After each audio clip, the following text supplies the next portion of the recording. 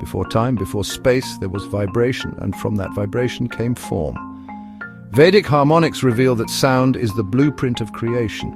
Every frequency creates a pattern, like the sacred, shaping the Sri Yantra, the cosmic code of existence. Nature follows this divine order, the spirals of galaxies, the petals of a lotus, even the rhythm of your breath. Everything is in harmony with the universal sound.